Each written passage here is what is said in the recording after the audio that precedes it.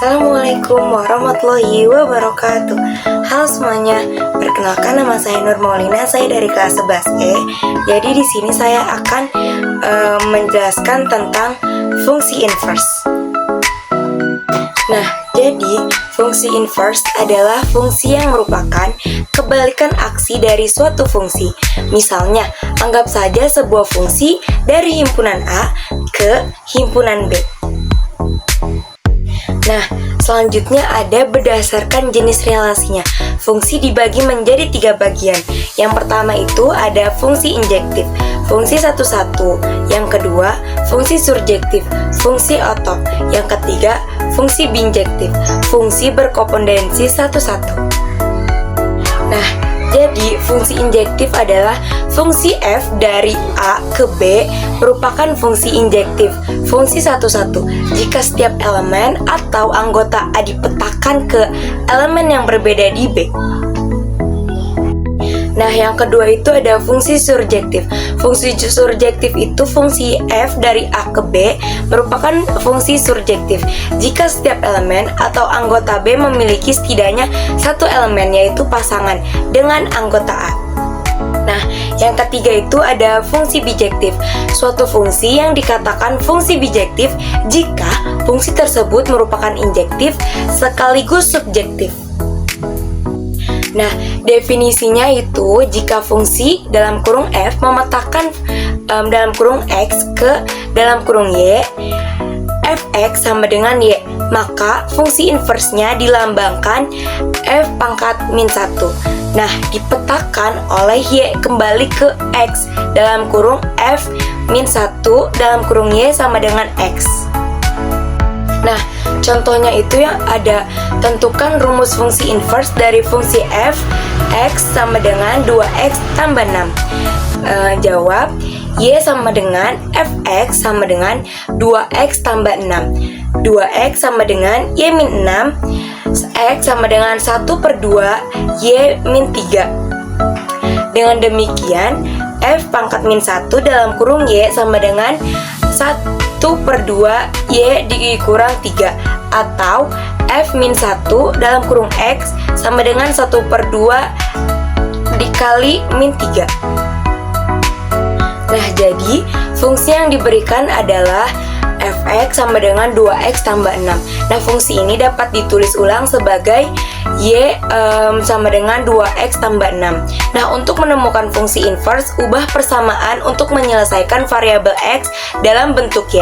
Ganti variabel X dengan F min 1 Y atau F min 1 X untuk menyatakan fungsi inverse. Atau jika menggunakan variabel X sebagai input untuk fungsi inverse. Nah, selanjutnya saya akan menjelaskan tugas remedial, yaitu tentang komposisi fungsi. Komposisi fungsi adalah operasi matematika untuk menggabungkan dua fungsi atau lebih menjadi satu fungsi baru dengan cara memasukkan hasil dari satu fungsi sebagai input ke fungsi lainnya. Nah, dilambangkan dengan simbol bundaran seperti dalam kurung F bundaran G dalam kurung X sama dengan F dalam kurung G dalam kurung X, di mana fungsi G dimasukkan ke fungsi F seperti merangkai aturan matematika menjadi satu proses tunggal. Contohnya memotong buah dalam kurung fungsi 1, lalu memblender fungsi 2 menjadi jus fungsi baru. Nah, selanjutnya itu ada sifat fungsi komposisi. Yang pertama itu ada tidak komutatif. Jadi menjumlahkan sama hasilnya itu tetap tidak sama. Nah, yang kedua itu ada asosiatif. Artinya jika komposisinya lebih, maka lambangnya sama. Nah, yang ketiga itu terdapat identitas.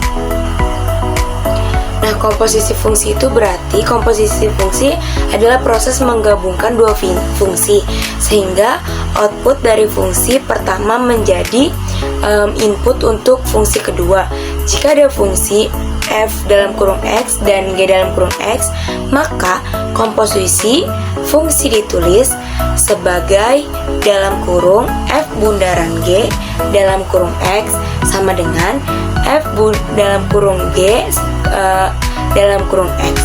Nah, komposisi fungsi digunakan untuk menyederhanakan proses perhitungan yang melibatkan dua langkah berturut-turut dalam suatu pemetaan. Fungsi komposisi itu ada di mana diketahui F dalam X yang 2. Ada lagi dalam kurung G bundaran F dalam kurung X sama dengan 3X tambah 1. Yang ditanya itu rumus G dalam kurung X dijawab F dalam kurung X sama dengan T. Misalkan fx ini adalah T itu berarti X juga, jadi X juga. Nah terus ini kenapa bisa X sama dengan T tambah 2, karena ini kita luaskan, jadi X nya ini kita sendiri, jadi sama dengan T tambah 2. Terus dalam kurung G bundaran F dalam kurung X sama dengan 3X tambah 1. Terus dalam kurung G dalam kurung F dalam kurung X sama dengan 3X tambah 1. Jadi G dalam kurung T, kenapa ini G dalam kurung T? Karena tadi dari awal sudah dipindah ruaskan, jadi G dalam kurung T sama dengan 3 dalam kurung T tambah 2 tambah 1. Nah, G dalam kurung T sama dengan 3T. Kenapa ini 3T? Karena ini kita dikalikan pelangi, 3 dikali T sama dengan 3T, 3 dikali 2 sama dengan 6, dan tambah 1 ini kita turunin.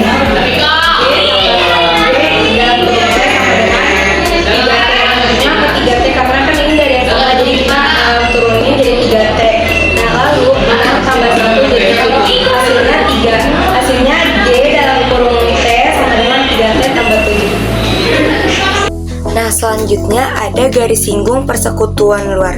Garis singgung persekutuan luar adalah garis lurus yang menyentuh dua lingkaran di sisi luar searah pada satu titik masing-masing lingkaran, tegak lurus dengan jari-jari di titik singgung dan terletak di sisi yang sama dari kedua lingkaran, tidak melewati ruang di antara mereka.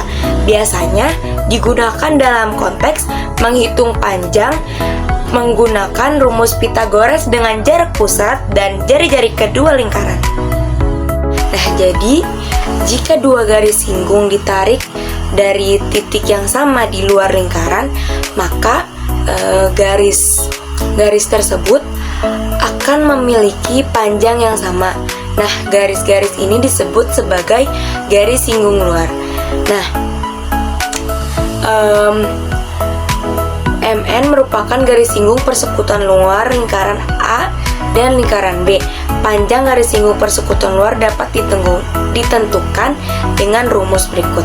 Jadi rumusnya itu adalah MN sama dengan D sama dengan akar P pangkat 2 dikurang dalam kurung jari-jari besar dikurang jari-jari kecil pangkat 2. Nah, keterangannya itu kalau D itu garis singgung persekutuan luar, P itu jari kedua pusat lingkaran, R besar itu adalah jari-jari lingkaran besar, R kecil itu jari-jari lingkaran kecil. Nah, garis singgung lingkaran itu adalah garis yang menyentuh lingkaran tepat di satu titik saja. Nah, ada titik tempat garis tersebut menyentuh lingkaran yang disebut sebagai titik singgung. Nah, garis singgung yang memiliki sifat penting yaitu selalu tegak lurus terhadap jari-jari yang ditarik dari pusat menuju titik singgung. Sifat ini menjadi dasar dalam banyak penerapan dan penyelesaian soal geometri yang melibatkan lingkaran. Nah, singgung itu sama dengan berarti menyentuh garisnya. Nah, terus yang dilewati itu adalah si titik singgungnya. Nah, ruas garis yang menghubungkan pusat lingkaran ke sebuah titik singgung juga merupakan jari-jari. Nah, contohnya itu bisa ada di sepeda dan satelit, itu contoh penerapannya. Nah, ada juga sifat-sifat garis singgung lingkaran sebagai berikut. Yang pertama itu garis singgung lingkaran memotong lingkaran di satu titik. Yang kedua, garis singgung tegak lurus dengan jari-jari lingkaran yang melalui titik singgungnya.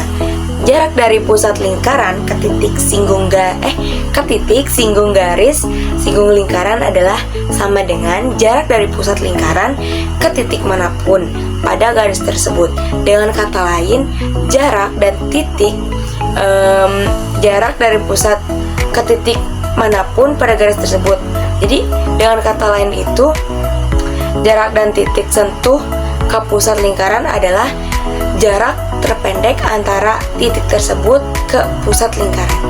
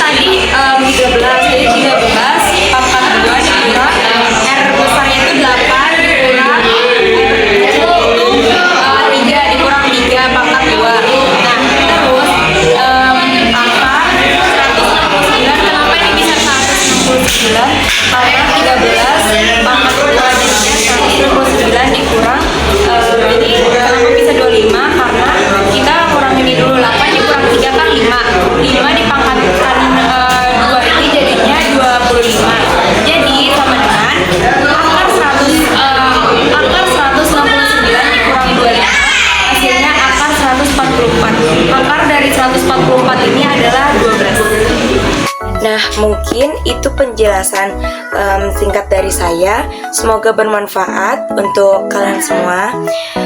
Kurang lebihnya mohon maaf. Wassalamualaikum warahmatullahi wabarakatuh. Bye-bye.